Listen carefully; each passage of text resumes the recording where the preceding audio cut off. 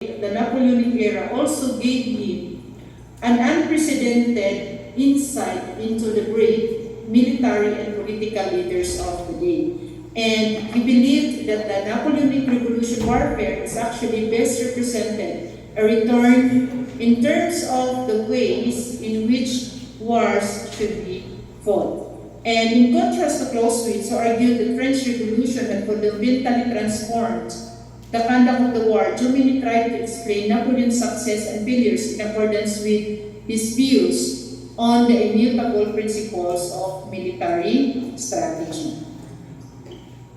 Now, from what is basically the core theoretical tenets of Jomini's strategic theory, from the 1800s to 1869, Jomini tried to hammer again and again, ini-emphasize niya ito, okay, on a deceptively simple lessons. And according to him, that all strategy is actually controlled by invariable scientific principles. And these principles prescribe the offensive action on the use of the mass forces against a weaker enemy forces at some decisive point if strategy is to lead victory. So what do we mean by this?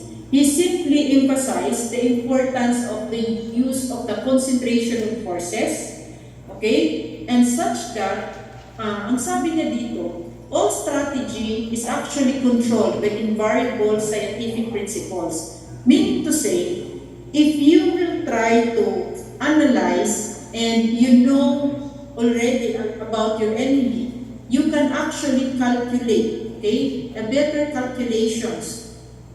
And when you use an offensive action, that is actually considered as the greatest conduct of the war. So anong kaibahan nila ni Clausewitz? Di ba ang sabi ni Clausewitz na the defensive form of maneuver is considered as the strongest, okay?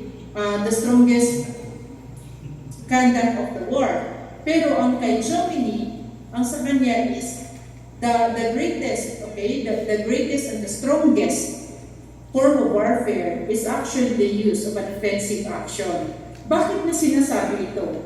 Kasi most of the war that has been waged by Napoleon Bonaparte, usually Napoleon Bonaparte is on the offensive move. Siya ang nauna. So, meaning to say, in the conduct of the war, you are actually certain and sure to win if you use an offensive action. And before coming up with an offensive action, there must be a very good calculations. And that calculations can only be done with the use of the scientific principles. So dito naman, sa all strategies controlled by invariably scientific principles, dito naman sila nagkasunod, magkapareho ng idea si Jomini at saka si Judy.